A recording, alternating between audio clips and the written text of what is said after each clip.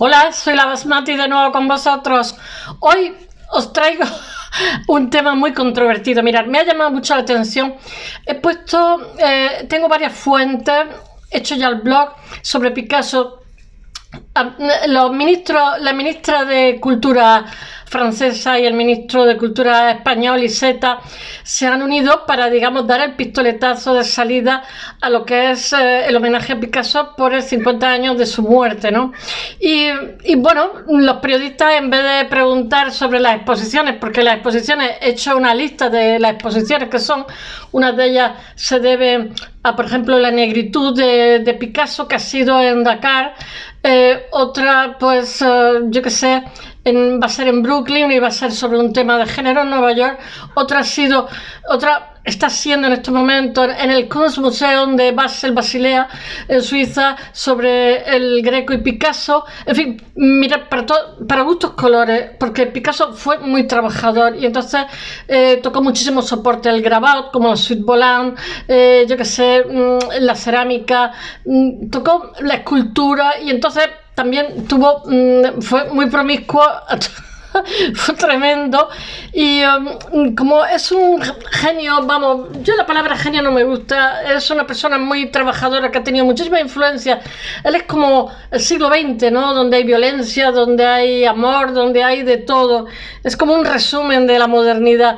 Pues su obra es reflejo de eso. Entonces cada vez que estaba enamorado de alguien la pintaba muchísimo porque era muy trabajador, pero cuando dejaba de estar enamorada de esa persona la deformaba, la partía por la mitad, en fin. Entonces puedes ver, digamos, todas sus trayectorias de enamoramiento, desenamoramiento, en fin, fue un poquito macho alfa dominante, porque sus mujeres acabaron, la mayoría, salvo una, que es la Charlotte, no sé francés, no sé cómo se dirá, que se largó y se dio cuenta lo destructivo que era, lo tóxico que era con las mujeres.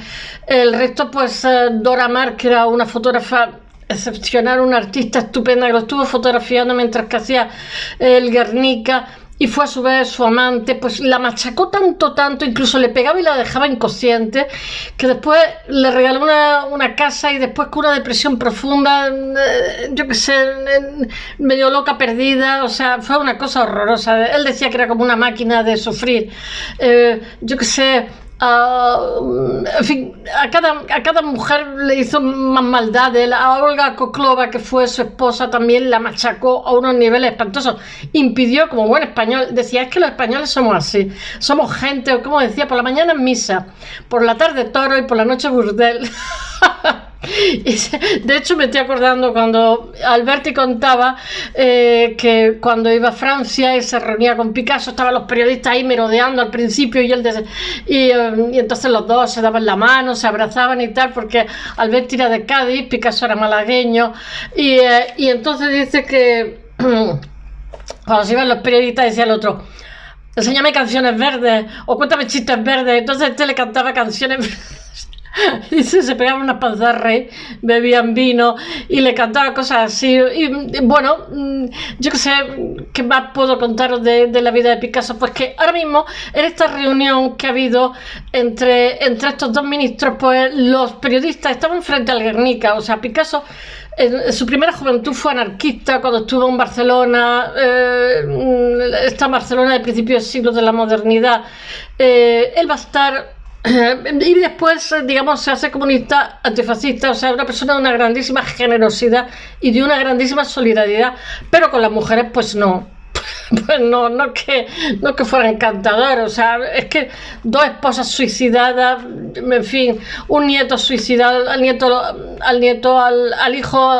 de Olga Koklova lo maltrataba Paulo y se suicidó porque, ¿cómo se llama? Jacqueline Roch, cuando murió su padre no lo dejó verlo y entonces, digamos, en venganza se suicidó. Unas cosas destructivas muy tremendas. Bueno, voy a ver si os lo voy contando y conforme me vaya acordando. Mira, Picasso era nieto, Picasso realmente es apellido materno. Tiene un tío suyo que fue militar, que cuando fue la guerra con Marruecos, estuve investigando porque murieron muchísimos soldados por falta de munición, por falta de comida, en fin, en el frente y tal. Y fue tirando y resulta que llegó, porque se mandaban, como si dijéramos, paquetes que después eran inexistentes, nunca se habían mandado, ya fuera de provisiones, de munición, ya fuera de comida, de fabada y cosas así que nunca llegaron, y los pobres soldados, aquello fue un matadero. Entonces tirando de la corrupción, tuvo que parar porque realmente el corrupto era el rey Alfonso XIII, y el que llevó todo adelante, que era muy inteligente, era un oficial, y que estuvo, porque ahí te la juegas, porque el ejército, no sé, todo lo que sea poder y tú estás abajo, pues, pero este fue un hombre muy estricto, muy luchador, y llegó un momento que tuvo que parar porque, digamos, lo que había por encima de era el rey. Y él es descendiente por parte de madre, su abuelo materno era Tommaso Picasso, que provenía de Génova y emigró a Málaga en 1801, en el siglo XIX. Hay muchas emigraciones en mi tierra también, yo pensaba que era en mi tierra solo, muchas emigraciones de italianos. Aquí en mi tierra hay muchísimos apellidos, Fornovi, Casinello, pero yo pensaba que como se había erigido, la ciudad moderna se erigió con la minería, pensaba que la causa era el que, digamos, polarizamos gente en un momento determinado por las explotaciones mineras, ingenieros, etcétera, y diferentes, digamos, empresas que explotaban hasta que todo eso se vació, y entonces emigraron a la zona de Murcia, explotaciones mineras. Bueno, voy a ver si os cuento, porque si no voy a contar de todo, sobre lo que ha ocurrido. Tengo como muchos párrafos, porque se ha sorprendido Iceta y la ministra de Cultura francesa, que tiene un nombre y un apellido árabe, a mí me ha sorprendido también, se ha sorprendido de que realmente los periodistas frente al Guernica, que es más feo que vicio, pero realmente tiene otros valores, por decirlo de alguna forma, más que pictóricos, ¿no? Fue hecho para el pabellón de la Joven República, el pabellón de Sert, que fue una preciosidad. Sert se tuvo ya que ir directamente, se fue a Massachusetts y trabajó con Walter Gropius, y después, cuando Walter Gropius se jubila, le dice el decano que quién quiere que sea su sucesor, y dijo que Sert. Sert ya volvió viejo a España, pero siguió haciendo proyectos. Sert era maravilloso, y como aquí lo que pasó después de la guerra civil es que lo más granado se fue al extranjero, porque claro, estaba habiendo un genocidio con los civiles en la posguerra. La gente, cuando hablan de la memoria histórica, se creen que es la guerra y siempre dicen, bueno, pero los otros también mataron, no sé qué. No, queridos, cuando se habla de memoria histórica, aparte que se habla de todo, se habla de la posguerra, que hubo el doble de muertos, que además fueron civiles desarmados, que la suma de los dos bandos en la época de la guerra, hubo el doble, se mató embarazadas, se mataron niños, simplemente el Estado hizo una limpieza mostrenca, y eso es lo que se está intentando pasar página, de cerrar de una vez, porque mientras que no se cierre página, pues siempre estamos volviendo al mismo sitio. Entonces es saludable que se desentierre y que cada familia entierren a sus parientes. De eso se trata, quien no lo sepa. Bueno, volvemos a Picasso. Picasso, ¿qué os puedo decir? Pues que su padre quiso ser artista, pero por lo que sea no lo fue, o porque tenía una familia. Él tuvo varias hermanas, una de ellas se murió de... ¿cómo se llama? De difteria cuando tenía 13 años. Estaba muy unido a ella, conoció el dolor ahí. Su padre era profesor de dibujo, y entonces lo que hizo fue buscarse la vida porque era conservador del Museo de Málaga. Cerraron el museo, y entonces lo que hizo fue irse a una escuela de arte a La Coruña. Pero el padre estaba pinchado porque, claro, era malagueño y está acostumbrado, como pasa en mi tierra, estamos muy cerca, a un clima totalmente cálido. Estamos a 3 horas de Marruecos. Nosotros, yo creo que estamos los de Almería más cerca de Orán, o sea, casi que nos tocamos. Entonces, claro, Galicia, pues era, pero dice Picasso, dice que a él le encantó Coruña, porque era más mayorcito y se dedicó a dibujar cosas y a hacer cosas, y le chifló. Y después el padre, estando en Coruña, consiguió la cátedra de dibujo, de pintura, no sé, en Barcelona. Él, mientras tanto, iba haciendo cosas para complacer a su padre, y se iba presentando en concursos nacionales que había, no sé si eran bienales o algo así, y hizo cositas. Lo primero que hizo fue pues un picador en una plaza de toros. El padre decía que echaba de menos Málaga, los amidos y las corridas de toros. Pero bueno, está claro que en temas de arte siempre tienes que ir a lugares donde hay más excedente económico, y en el caso de Barcelona pues estaba totalmente abierto a Europa, había habido una revolución industrial, cosa que en el resto del país no, porque de alguna forma Alfonso XII lo que hizo fue proyectar un desarrollo en el País Vasco, en Cartagena y en Cataluña, en las hilaturas de Cataluña. Entonces lo que el resto del país sirvió de granero, o sea, de mano de obra barata para surtirlo. O sea, es que la historia hay que conocerlas también entero, porque de hecho en mi tierra, en Málaga y en otros sitios, habían fundiciones, había cosas, se tuvieron que cerrar porque nuestro país tenía medios escasos, entonces hicieron como apuesta a 3 sitios. Eso es un disparate, porque consiguieron que estos sitios se desarrollaran muchísimo y el resto fueran más para abajo. O sea, la presencia del Estado era cero. Bueno, entonces volvamos a Picasso.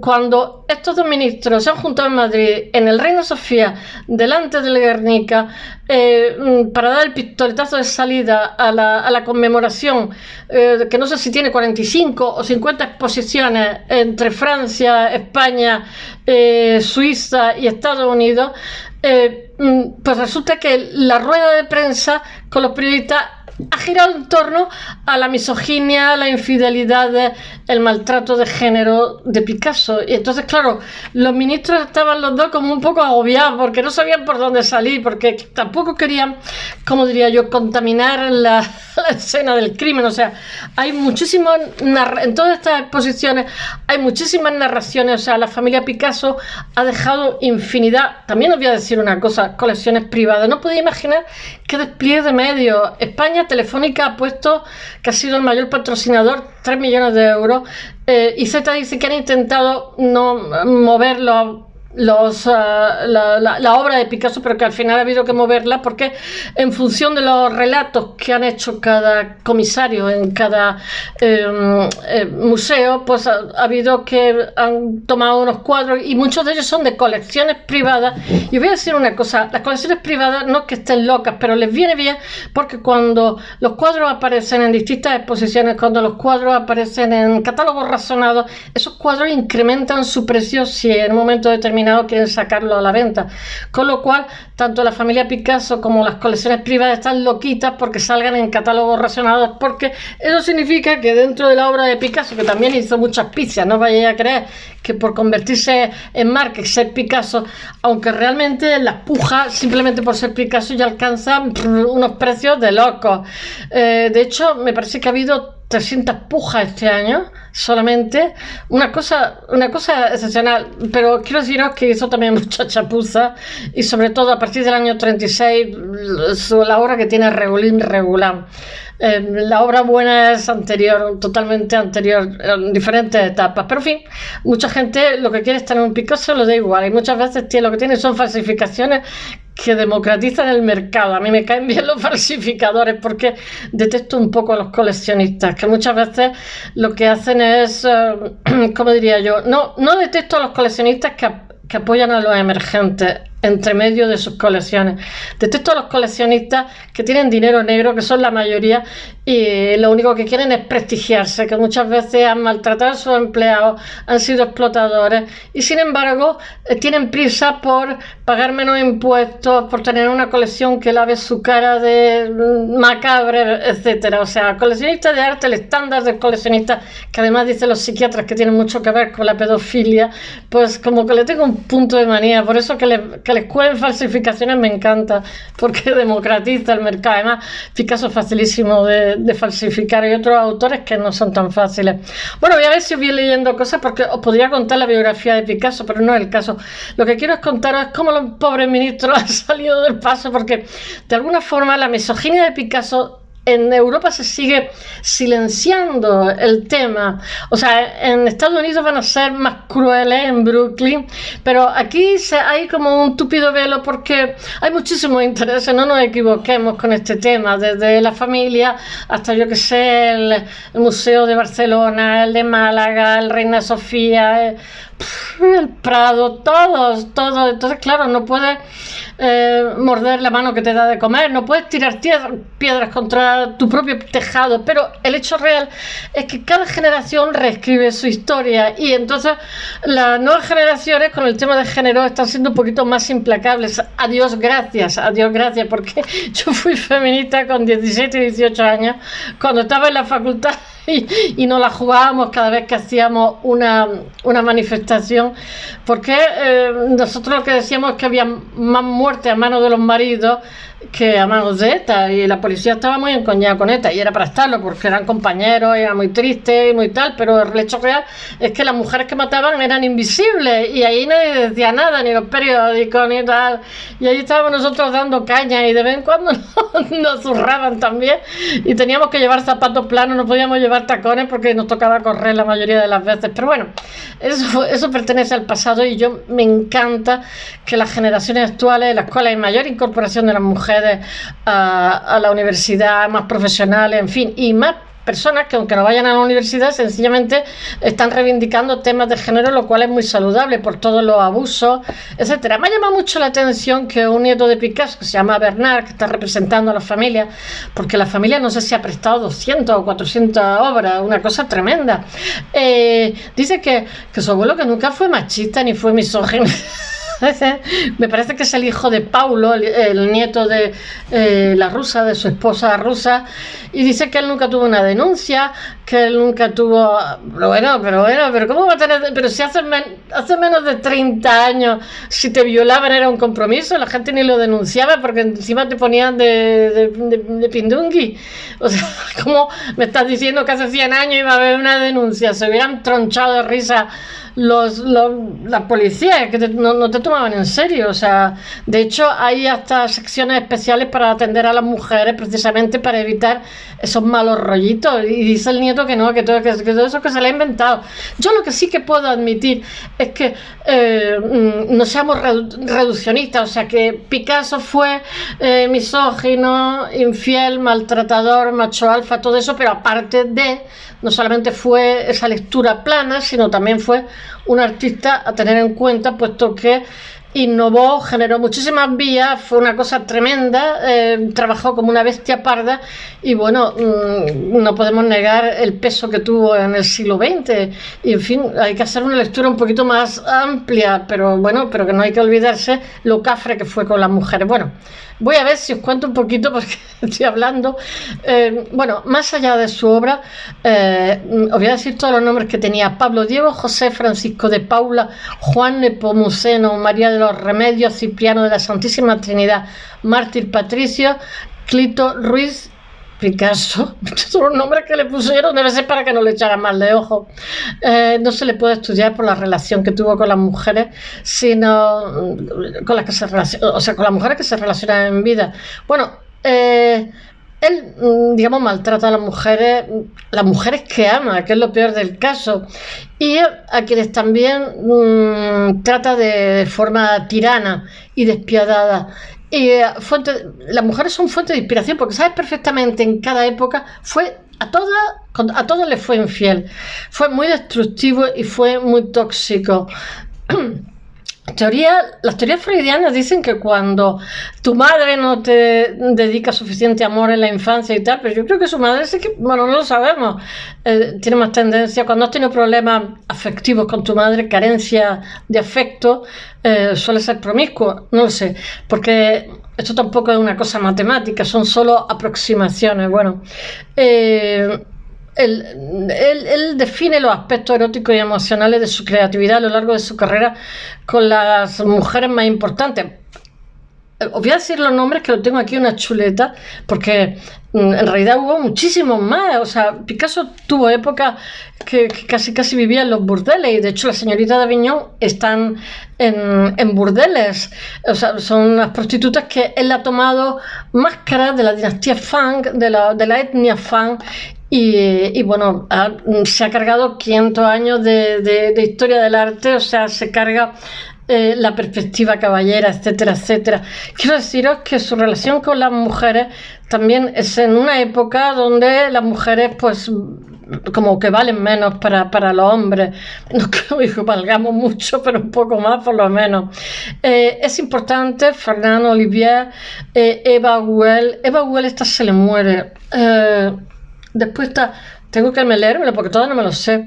Olga Koklova, que es su esposa, esa va muriendo, se murió de pena, no le daba, era una bailarina, hija de un, ¿cómo se llama? Un oficial del zar, con muchísimo talento, los ballets rusos, que estaba, cuando él estaba en Roma, se queda totalmente fascinado con ella, la retrata montones de veces, y la vas viendo cómo se va entristeciendo, cuando están casados y entonces le mete su amante en casa, la deja embarazada, una cosa tremenda. Al final Olga Koklova muere y además no le da dinero para vivir ni ella ni su hijo, cuando él le había impedido que siguiera su carrera artística. Después está María Teresa Walter, que se relaciona con ella y ella es menor de edad.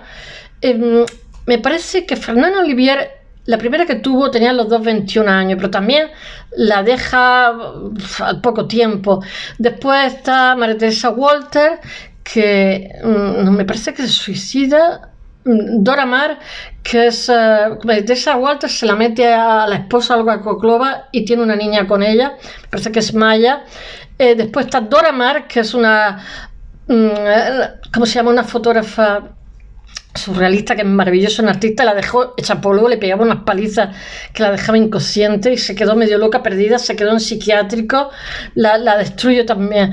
Después está Françoise Gillot, que es la madre de la que conocemos, la hija, ¿cómo se llama? Paloma Picasso y Claude, y esta se escapó, se largó, dijo que era un ser destructivo, que era, en esta época hace lo de la paloma de Picasso, decía Picasso que no entendía por qué la paloma era el símbolo de la paz, porque era un animal que era muy peleantón.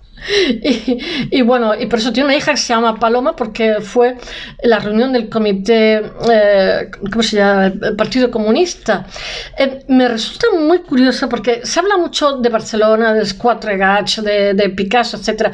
Picasso, una época que se va a Madrid y no le gusta el ambiente que hay, porque había estado previamente en Barcelona, que estaba el modernismo, que Barcelona estaba en la explosión industrial, Barcelona era más desarrollada, más europea en mentalidad, pero él en Barcelona se hubiera quedado, pero no pudo quedarse.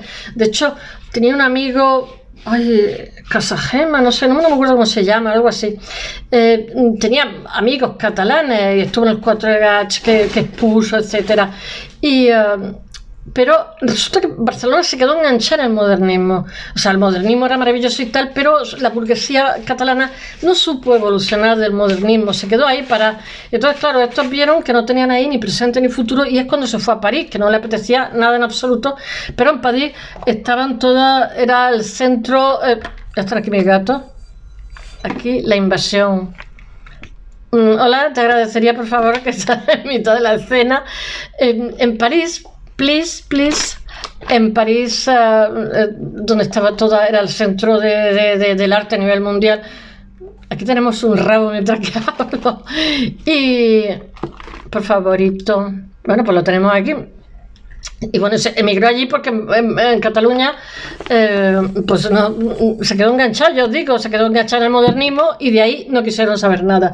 De hecho, en París es cuando conoce a Braque también, cuando conoce tal el cubismo, etcétera, Juan Gris, tal. Pero él en París también ayuda a muchísimos artistas, como por ejemplo Julio González, que os tengo que hablar mucho un día de él porque no he hablado nunca, y valenciano, y él era realmente, Julio González se exilia a París, pero él trabajaba en la Renault, y entonces en un momento determinado tiene que hacer unas cosas Picasso y le dice por favor que le ayude y tal, y el otro se da cuenta que es muy buen artista, y el otro dice, no, es que tengo una familia, tengo que trabajar en la Renault, y dice el otro, déjate ya la Renault y ponte, lánzate a la calle. Y a raíz de eso, a raíz de que Picasso le ayuda, le aconseje la ayuda, Julio González se hace artista y tiene que batirse en duelo, porque claro, mirar, en aquella época, si no tenía unos ingresos mensuales, y para un artista como Julio González, que era trabajaba en metal, pues ya ni os quiero contar, porque no, y además muy abstracto, en fin, tiene también cabeza y cosas así, pero era un artista que no hacía concesiones, y el otro le ayuda,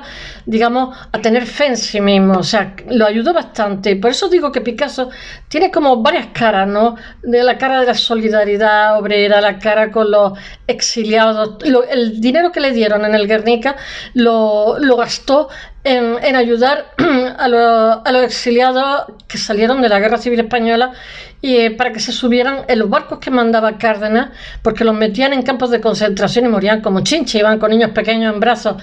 Y entonces Cárdenas mandó de México, mandó barcos, pero claro, había que alcanzar esos barcos, me imagino que pagar un pasaje, por pequeño que fuera.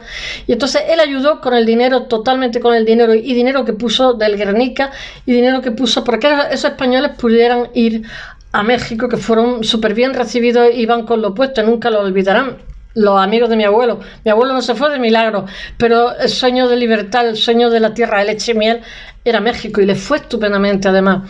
Bueno, ¿por dónde iba yo? Las mujeres, François Gillot, Jacqueline Roch. Bueno, François Gillot se largó y después se casó con uno que me parece que fue premio Nobel o algo así, un científico en Estados Unidos, y no sé si sigue viva, porque tenía 100 años, estaba viva y seguía pintando, hizo unos cuadros muy bonitos, era artista como él, y se relacionó con ella. Mejor ella tenía, yo qué sé, pues 19 años y él tenía 60 o 70, una cosa así. Y con Jacqueline Roch, que se suicidó también después de la muerte de Picasso, ella tenía 21 años y él 72. Todo así, todo eran disparates. Bueno, a ver... Hasta hace poco tiempo hablar de misoginia de Picasso era como mentar a la bicha, era tabú totalmente. Este silencio se responde también a la mitificación que se ha hecho del artista contemporáneo. Y yo qué sé, nos enfrentamos al cincuentenario de su muerte a exposiciones que van a ser críticas, porque las generaciones actuales, por suerte, no se conforman solamente con el mérito de un buen artista, sino también si fue un ser humano deplorable, pues la verdad es que deja que desear. Yo, por ejemplo, Balthus, he hablado de él, pero lo detesto, porque a mí un señor que era pedófilo, pues francamente prefiero pasar de él. Y bueno, Picasso la verdad es que tiene una relación con las mujeres un poco siniestra. No voy a entrar hoy a contaros lo que cuenta su biógrafa, pero la verdad es que era para chuparse los dedos, ¿eh? Tenía la mano larga, era salvaje, era despreciativo. Cuando voy a decir una cosa, a su hijo Paulo lo tenía de chofer cuando él era millonario. O sea, él realmente desde el primer momento que está en París, él está ganando muchísimo dinero. Sus cuadros nunca empezó ganando poquito. Se va a París, ya lo he dicho, porque en Barcelona la burguesía catalana se han quedado enganchada en el modernismo, y él quiere otra cosa, o sea, quiere crecer, quiere seguir evolucionando, y se van para allá Juan Gris and Company, porque en Cataluña no se veían presente ni futuro. Bueno, lo que parece innegable es cómo mantiene Picasso el estatus de icono, y porque los jóvenes le piden cuenta de su relación con las mujeres, muchas, sucesivas, simultáneas, yo que sé, menores de edad, abandonadas, bueno. Y cuando se juntan los dos ministros, como os he contado, es que os quiero decir cosas como, porque lo han puesto en un compromiso a los dos, preguntándole tanto en francés como en español cosas que tenían que ver con los temas de género y Picasso, y claro, y aquello lo que querían era contar las exposiciones que iba a haber, pero no estar hablando en fin, de los siniestros que fue determinados capítulos de su vida, determinadas etapas. Bueno, ella, la ministra de Cultura, se llama, lo tengo que leer, Rima Abdul Malak. O sea, ese apellido bien. Y ella lo que hicieron fue, digamos, dar el pistoletazo de salida delante del Guernica de Picasso en el Reina Sofía para comenzar la celebración de Picasso 1973-2023. Bueno, y sin embargo las sombras de la vida privada de Picasso empañaron totalmente esta presentación oficial en su 50 aniversario. Y los ministros se vieron el compromiso, lo que pasa es que se les nota que son políticos porque supieron, digamos, escapar indemnes, pero se las vieron aquí, porque todo el tema, tanto de los franceses, de los periódicos principales como de los españoles, estaban dando tralla con el tema de género. Bueno, y no sé, quería leeros algo, porque ellos salieron al paso como pudieron, de los que hablando del carácter violento de Picasso. Y quería leeros algo, a ver si soy capaz de encontrar, porque tengo aquí una chuleta que nunca encuentro. Y no sé si lo encontraré. Todo, hicieron un decorado como inmejorable para el pistoletazo de salida, pero lo pusieron en un aprieto con las preguntas de la vida privada de Picasso y su relación con las mujeres, su carácter violento. O sea, es que, ¿por qué tenemos que llamarlo eufemísticamente? En su discurso inicial, pues Iceta ha hecho entre líneas una leve alusión así a las cuestiones. Dice: si hay un artista que define el siglo XX, que lo representa es que quiero leeros estas cosas, con toda su crueldad, su violencia y su pasión, sus excesos, sus contradicciones, ese artista sin duda es Picasso. Pues sí, qué político aquí el hombre. Y la ministra francesa lo que dice es que la obra de Picasso se ha definido como abundante, creativa y a menudo radical, y que sigue ejerciendo una verdadera fascinación en todo el mundo por su fuerza artística. Dice: esta formidable posteridad es lo que el año Picasso pretende, la ministra francesa, explorar y cuestionar, compartir una nueva generación nacida en el siglo XXI y permitirles descubrir y comprender a la luz de nuestro tiempo quién fue Picasso. Eso fue lo que dijeron al principio. Después le fueron dando tralla, y estoy intentando, dice: queremos presentar a Picasso tal y como es, tal y como fue, celebrar su obra y no esconder algunas facetas de su vida que a la luz de hoy pueden ser cuestionables, y tan cuestionables. Dice: la grandeza de su obra se sobrepone a a otras consideraciones, pero no puede oscurecerla ni esconderla, y eso es lo que vamos a hacer. Eso lo dice el ministro español. Y la ministra española dice: es muy importante, es que quiero leeros cositas, hacer una relectura de la obra de Picasso. Ya dice que es feminista. En este sentido, dice que el Brooklyn Museum de Nueva York organizará una exposición que pone el foco en la relación. O sea, son los norteamericanos los que tienen que hablar de lo brutico que fue con las mujeres. Aquí no se habla de esos temas, aquí se habla de todo menos de eso. El que dice: es importante que el público conozca mejor a Picasso y conozca también la parte de violencia que había en él. Os estoy leyendo cosas que dicen o la ministra francesa o el ministro español. Es algo que no hay que esconder. Para no esconderlo, no lo decís mucho. Dice: yo creo mucho en la confrontación de puntos de vista y en el debate. Sí, la ministra francesa hace hincapié en la perspectiva de género, pero que no puede eclipsar otros valores. Es que tenemos muchos intereses, tanto franceses como españoles. Hay como 45 exposiciones entre uno y otro. La obra escapa, dice la ministra, al artista, y hay muchas lecturas diferentes. No podemos resumir toda la obra a la relación del artista con las mujeres, pues muchos otros aspectos de su obra son muy importantes, sí y no. Muchos otros aspectos de su obra son muy importantes en relación con la democracia, el compromiso de los artistas, la lucha contra el franquismo e incluso con los valores europeos que hemos constituido. La ministra francesa también ha relacionado incluso el trabajo de Picasso con el contexto de la guerra de Ucrania. Estos políticos son, la verdad, balones fuera, son artistas, dice la ministra francesa. Ahora más que nunca nos ayuda a cuestionarnos como europeos lo que es la violencia de la guerra y a repensarla. Escucho los debates que surgen desde la juventud. Yo soy feminista y siempre lo he sido, bueno, desde que eres ministra un poco menos, y defiendo todos los días la lucha por la igualdad y contra la violencia de género, pero creo que no hay que reducir la obra de Picasso a esto. Hay que hablar también de los aspectos políticos y artísticos que son fundamentales. Y le pregunta si se puede separar a la persona de la obra. Personalmente creo que no. Es que en la comisión bilateral para diseñar las conmemoraciones dice ella que se ha hablado mucho de esto, pero no hemos tomado determinaciones oficiales al respecto, porque esto cerraría un debate en vez de abrirlo. Por eso lo que hemos pretendido hacer es presentar a Picasso en toda su dimensión. No. En Europa, no, queridos. Se habla de Picasso y su relación con su amigo no sé quién, Picasso tal, pero lo único son los norteamericanos, los que lo único que han aprendido, le han puesto el cascabel al gato. Los expertos especialistas, bueno, porque van a hacer varios congresos, serán quienes profundicen en esa cuestión, pero es que sea experto, si le pegaba a Dora más paliza que la dejaba inconsciente. Bueno, perdón, hay 42 exposiciones, 2 congresos.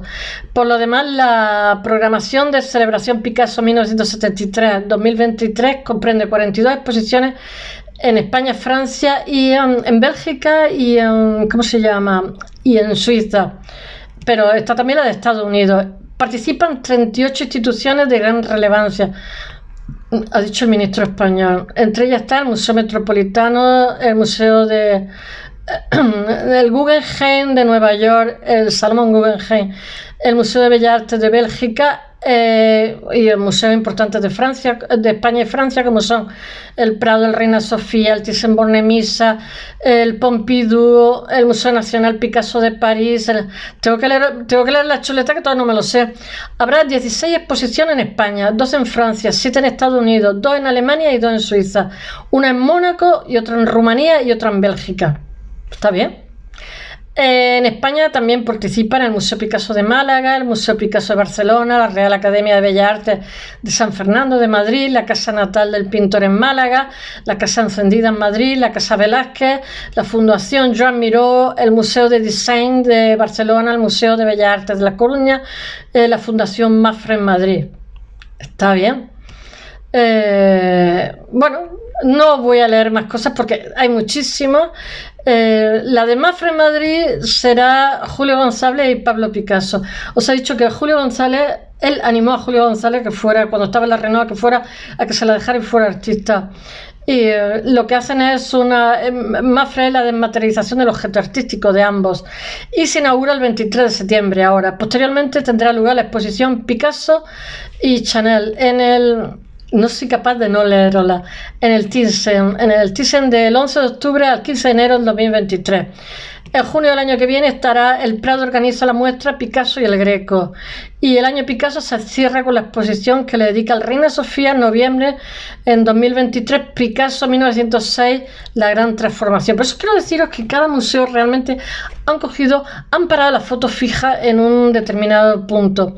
Después en Francia estará también el Museo Montmartre, el que aparte del Pompidou y de tal, el de Bellas Artes de Lyon, el Nacional de Historia Natural, el Museo Picasso de Antibes, el Museo Magnelli, el Museo de la Cerámica de Ballauri, el Museo Goya, Museo de Arte Hispánica de Castres, esto en Francia, la colección Lambert de Avignon, el Museo de Luxemburgo de París y el Petit Palais. En Estados Unidos, además del Metropolitan y el Guggenheim, forman parte de la celebración el Mead Museum de Charlotte, de Carolina del Norte, el Museo de Brooklyn, el Cincinnati Art Museum en Ohio, la Hispanic Society de América, Nueva York.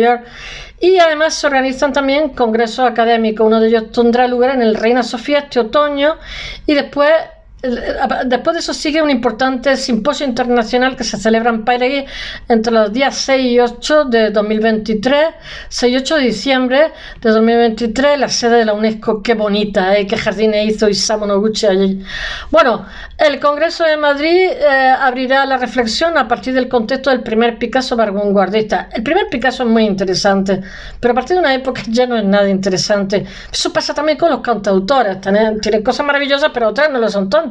No todo lo que produce un individuo es maravilloso. Bueno, el de París sirve de reunión a todas las sedes de gente implicada en la celebración en torno al tema Picasso en el siglo XX, cuestiones historiográficas y culturales. Y le abre la opción a los historiadores del arte, a comisarios de exposiciones, en fin, a escritores. Bueno, después habrá también temas así educativos en el Museo de Málaga, el de Coruña, el de Barcelona, el de Madrid, y ciudades especialmente ligadas a la vida del artista, según ha informado el ministro Iceta. No quiero contar más, todo esto va a estar en el blog y muchísimo más, porque ahora lo que haría sería ir leyendo las exposiciones, las fechas, los diferentes sitios, y como eso lo puedo dar por escrito, que seguro que os va a encantar y estaréis cerca de alguna para que podáis visitarlo y nos lo contéis. Bueno, espero vuestras opiniones sobre el Picasso misógino y maltratador y artista. A ver qué opináis. Hasta mañana.